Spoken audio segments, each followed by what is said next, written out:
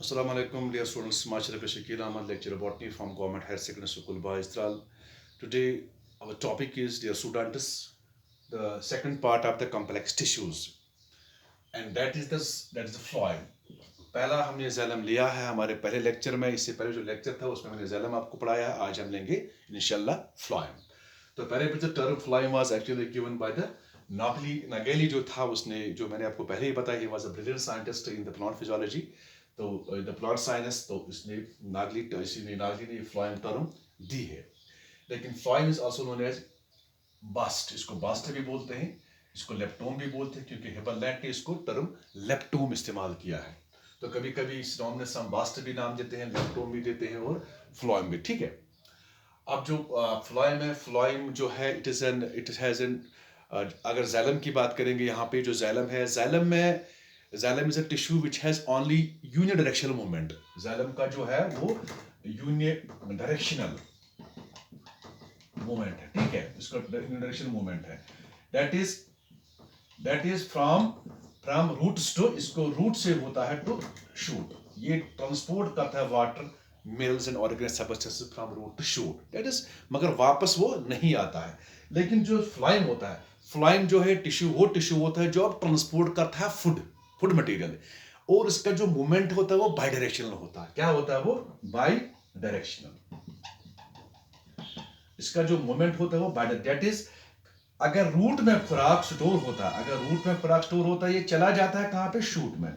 Shoot के हर part में, चाहे वो लीफ हो, चाहे वो फ्लावर हो, चाहे वो ब्रांच हो, चाहे सीड हो, कहां पर भी हो, तो वहां पे खुराक चला जाता है. इसके बाद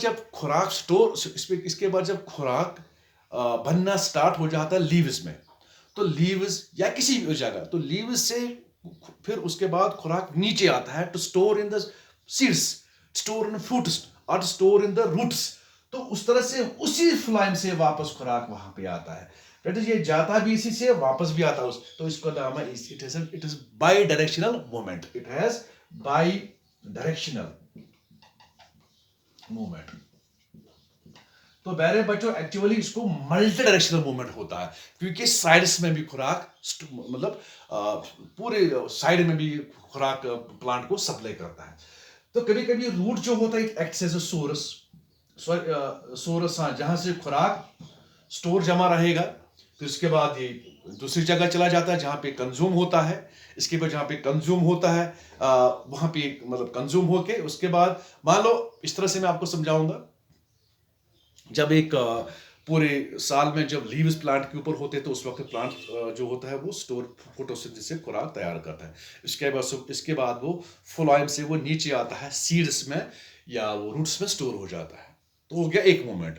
अब अगले साल जब नीचे, मतलब जब विंटर आता है, विंटर में जो लीव्स गिर जाते हैं, या जो बाहर समर में जब लीव्स गिर जाते हैं, जब बहुत गर्मी होती है डेजर्ट एरिया पे, वहाँ नीचे, वहाँ मतलब लीव्स गिर के आते हैं प्लांट को उस वक्त. तो इसी तरह से जो विंटर होता है नॉर्दर्न एरियाज में, तो वहाँ पे जब विंटर में जो लीव्स गिर जाते हैं प्लांट को, उसके बाद स्टोर जो खुराक जो होता है वो उस वक्त रूट्स में स्टोर हो जाता है. उसके बाद अगले जब दोबारा स्प्रिंग आता है, तो स्प्रिंग में वापस वो खुराक इसी फ्लोएम से वापस चला जाता है. कहाँ पे? जहाँ पे प्लांट को जरूरत होती है, जहाँ पे प्लांट को लीव्स निकालने के लिए, फ्लावर निकालने के लिए, फ्लावर बनाने के लिए. तो इस तरह से उस वहाँ पे खुराक की जरूरत होती है, वो वहाँ रेस्पायर हो जाता है, वो एनर्जी में तब्दील होता है. इस तरह से वहाँ लीव्स निकल आते हैं, लीव्स बन जाते हैं. तो development of leaves, development of flowers, तो डेवलपमेंट ऑफ शूट्स और डेवलपमेंट ऑफ अदर ब्रांच के लिए वहां पे इस्तेमाल होता है खुराक. उस वक्त उसी फ्लाइव से वापस खुराक चला जाता है. इसका मतलब है इसमें बाई डायरेक्शनल मूवमेंट होता है. तो ये हो गया इसका मूवमेंट. अब यहाँ पे जो जाइलम है, जाइलम का रोल क्या है? जाइलम का रोल है वो ऑर्गेनिक सब्सटेंसेस, या हम नाम देंगे मिनरल्स या वाटर ट्रांसपोर्ट करता है. लेकिन एक ही डायरेक्शन है, यूनिडायरेक्शनल मूवमेंट जो फ्लोएम होता है. इसमें क्या होता है? इसमें ये फूड ट्रांसपोर्ट करता है from shoot to roots and root to shoots. अब लेंगे इसकी जो हमारे पास जो फ्लोएम है, पहले बच्चों फ्लोएम के अलग अलग हम लेंगे यहाँ पे कंपोनेंट्स. सबसे पहले कंपोनेंट लेंगे हम CO2 एलिमेंट्स. अब एक CO2 एलिमेंट को यहाँ पे बनाएंगे. मान लो पहले बच्चे एक CO2 एलिमेंट है, यहाँ पे मैंने बनाया है.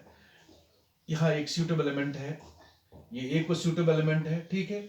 ये एक और CO2 एलिमेंट, दैट इज जो CO2 एलिमेंट्स होते हैं ये एक दूसरे के ऊपर रहते हैं ऐसे, इनका एक कॉमन वाल होता है। मान लो ये कॉमन वाल है इसका, ये मैंने कॉमन वाल बनाया, that is CO2 elements have common walls, लेकिन वो कॉमन वाल जो बल्जड होता है, जैसे मैंने यहाँ पे दिखाया बल्जड, आप नोट करके रखो, यहाँ पे जो बल्जड मैंने वाल दिखाया है, ये बल्जड वाल, दिस कॉमन वाल is formed by the two elements. ये एक एलिमेंट है, ये एक दो तीन और चार एलिमेंट से बना है, ये तीन और दो के बीच जो अब कॉमन वाल, दिस इज कॉल्ड सेप्टा।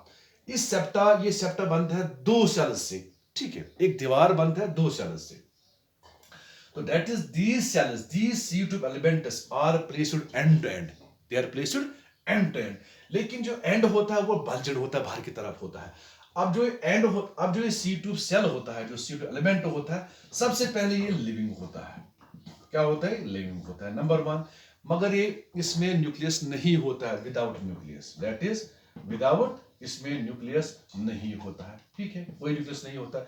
लेकिन हाँ, इसमें जरूर अपना साइटोप्लाज्म डेफिनेटली इसके अंदर होता है, इसके अंदर लेकिन वो साइटोप्लाज्म कहाँ पे होता है? वो पेरिफेरी में होता है, बाहर बाहर तरफ। सेंटर में एक बड़ा वैक्यूल होता है, सेंटर में एक बड़ा, ये वैक्यूल मैंने यहाँ पे बनाया, सेंटर में एक बहुत बड़ा वैक्यूल होता है। That is this cell is living without nucleus, without mitochondria, without other cell organelles. तो प्यारे बच्चों, अब जो ये कॉमन वाल है, इस कॉमन वाल में क्या होता है? इस कॉमन वाल को थोड़ा ऐसे हम बनाएंगे, यहाँ पे इस कॉमन वाल को छोटे छोटे पोर्स होते हैं। क्या होते हैं? छोटे छोटे पोर्स होते हैं, यूनिफॉर्मली डिस्ट्रीब्यूटेड अगर ये होंगे, अगर सारे इस कॉमन वाल को पोर होंगे ऊपर से, यहाँ पे आप देखो गौर से, ये मैंने यहाँ पे पोर्स बनाए, जिन पोर से इन पोर से जो साइटोप्लाज्म स्ट्रैंड्स होते हैं वो ऊपर की इस सेल से इसकी सेल में चले जाते हैं, it is they are connected. यहाँ पे एक पोर में बना रहा हूं, यहाँ पे साइटोप्लाज्म स्ट्रैंड है, इस तरह से ये स्ट्रैंड जो है ये दूसरे सेल में चला जाता है, ठीक है, इन्हीं पोर से। इनको पिट्स बोलते हैं। क्या बोलते हैं इनको? पिट्स। अगर ये यहाँ जिस प्लेट, मतलब जो ये कॉमन वाल है, इसको हम CO प्लेट भी बोलते हैं। क्या बोलते हैं इसको? CO plate. इसका मतलब जो CO प्लेट ये कैसे बनता है? CO प्लेट बनता है between the two adjacent sales और टू एडजेसेंट एलिमेंट्स। अब सारे एलिमेंट्स एक दूसरे के ऊपर खड़े हो गए, एक पिलर बनाया, इसी को नाम देते हैं CO ट्यूब। क्या नाम देते हैं प्यारे बच्चों? अब इसको नाम देंगे हम CO ट्यूब। एक को बोलेंगे एलिमेंट, सारे को जब इकट्ठे होंगे इसको नाम देंगे CO tube. So this is CO tube. अब CO tube is made up number of CO tube elements. अब जो CO प्लेट है या जो सेप्टम है, इस CO प्लेट में दो किस्म का होता है। एक होता है सिंपल, एक होता है simple CO plate, simple CO plate. दूसरा होता है कंपाउंड CO प्लेट। अब सिंपल सी बात है, हैरान हो, CO जो होता है सिंपल, इसमें आटा घर में मतलब छानने के इस्तेमाल करते, उसको छोटे छोटे पोर्स होते हैं, इट्स कॉल्ड CO। तो यहां पर भी सेम इसी तरह से यहां पर भी छोटे छोटे पोर्स होते हैं।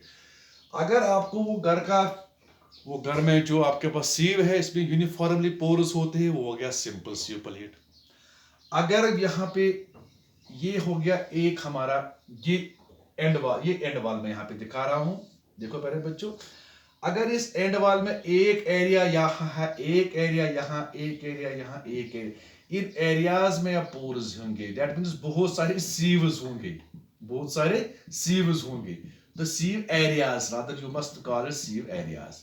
अगर बहुत सारे सीव एरियाज होंगे, फिर इन सीव एरियाज में पोर्स होंगे, और ये सीव एरियाज आपस में नॉन पोरस एरियाज से सेपरेट होते हैं, दूर दूर होंगे आपस में, जैसे नॉन पोरस एरियाज, जैसे porous areas. So we call it compound CO plate. क्या नाम देते हैं इसको? Compound CO plate. समझ आया? ओके, दोबारा यहां पे बताऊंगा। CO that is simple sieve area. Simple sieve area हो गया वो जहां पे जो पोर्स होते हैं वो यूनिफॉर्म डिस्ट्रीब्यूट होते हैं, और जो कंपाउंड होते हैं, कंपाउंड में सीव एरियाज होते हैं, वो सीव एरियाज जो होते हैं इनमें फिर पोरस होते हैं, and these sieve areas are separated each other by non porous areas, तो it is called compound sieve plate. अब हम चलते हैं थोड़ा आगे।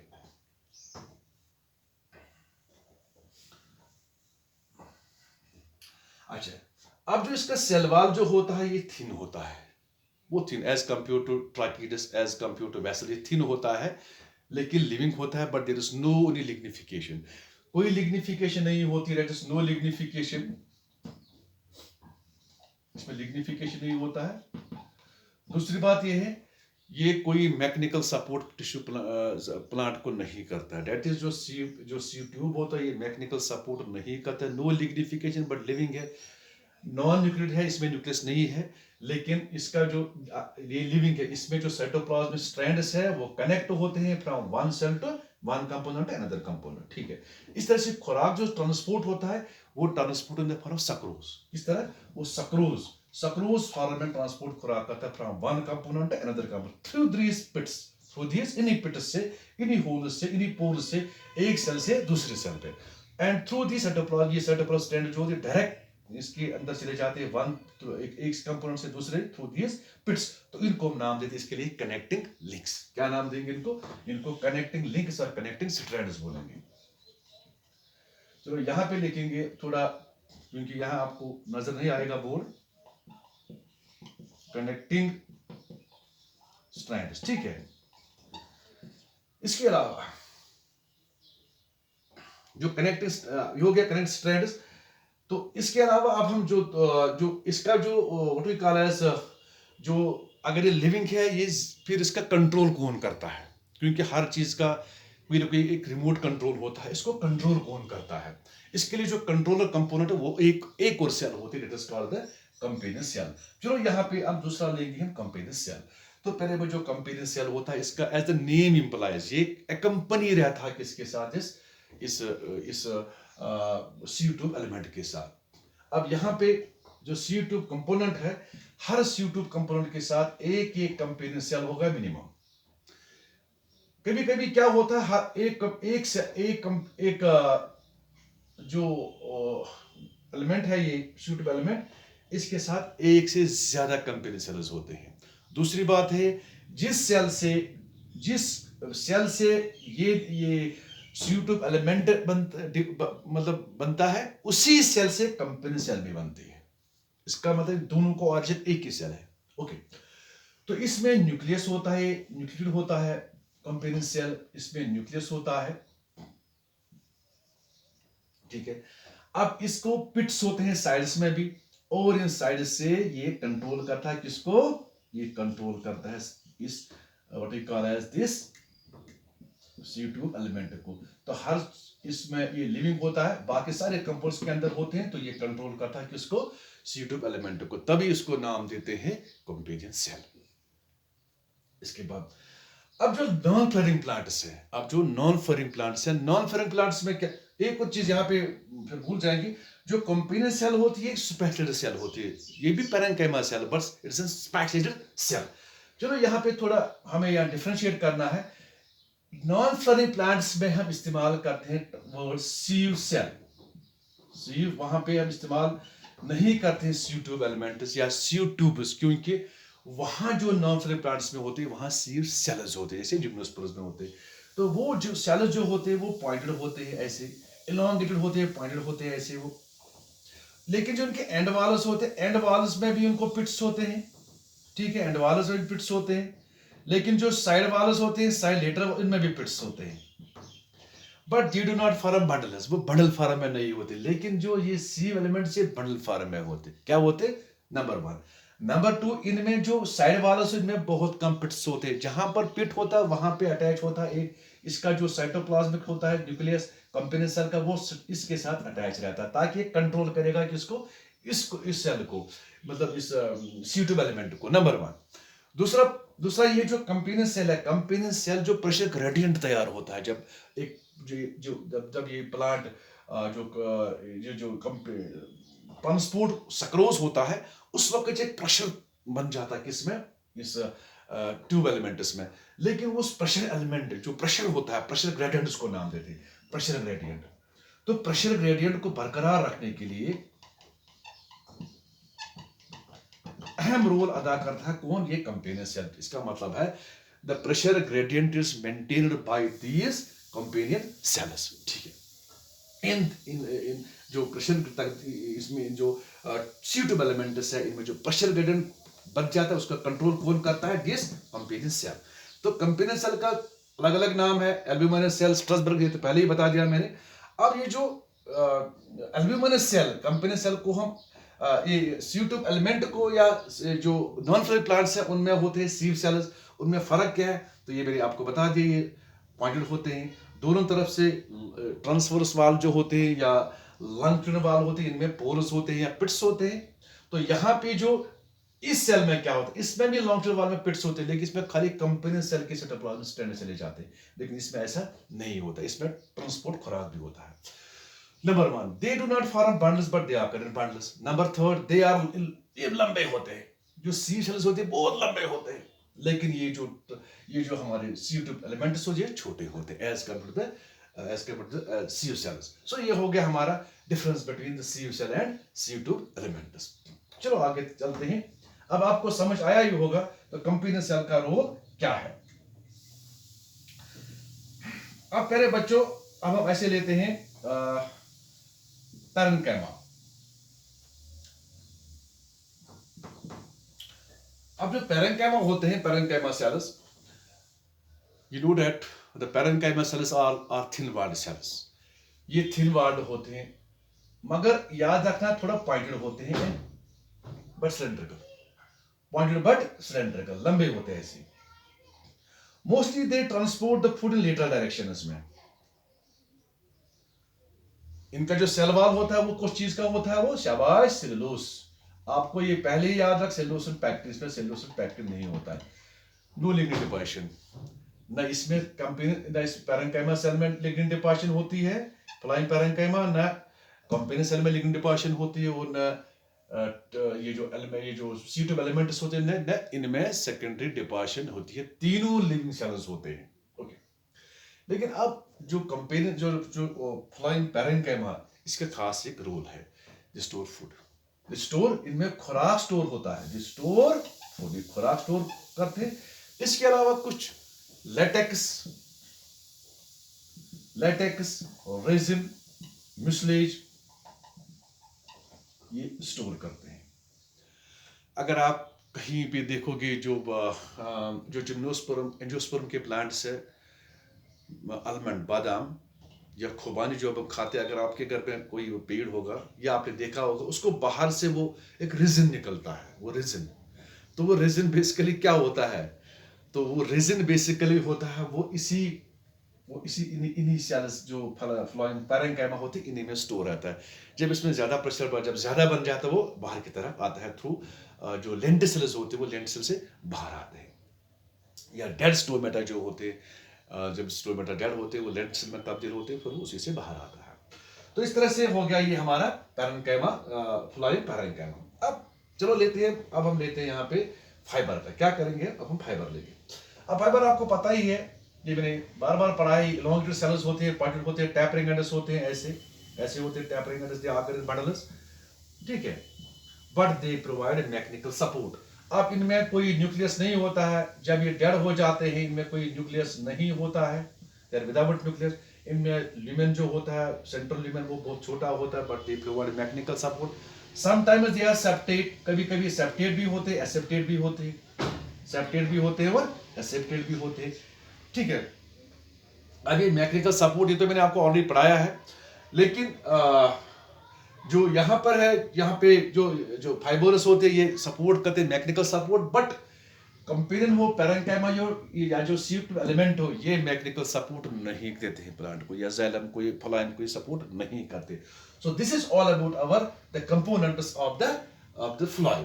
अब जिस तरह जाइलम हमारे पास दो किस्म का होता है, मतलब प्राइमरी जाइलम एक होता, वहां पे एक प्रोटोजाइलम था एंड मेटाजाइलम। इस तरह से यहां भी एक प्रोटोफ्लोएम है, प्रोटोफ्लोएम, और दूसरा है मेटाफ्लोएम।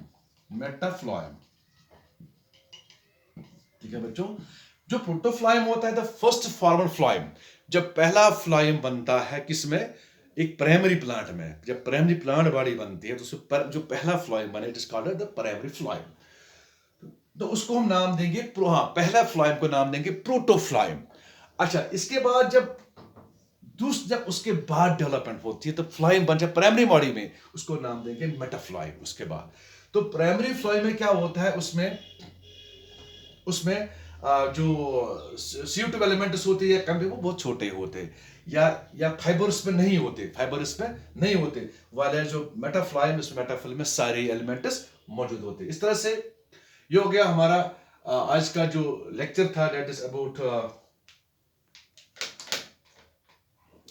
आज जो हमारे पास कॉम्प्लेक्स टिश्यूज है, जाइलम एंड फ्लोएम। जाइलम का क्या रोल है, फ्लोएम का क्या रोल, जाइलम का स्ट्रक्चर क्या है और फ्लोएम का क्या स्ट्रक्चर है, इनका अलग अलग रोल है, इनका अलग अलग स्ट्रक्चर है। तो ये हो गया हमारा आज जो टिश्यूज है, कॉम्प्लेक्स टिश्यूज है, टिश्यू सिस्टम, और आज हमने कंप्लीट कर दिया। आप मेरे सारे लेक्चर्स पढ़ो, जहाँ से मैंने स्टार्ट किया है प्लांट एनाटॉमी से लेके आज तक, तो आपको पूरा समझ आएगा बेटा। थैंक यू बेटा।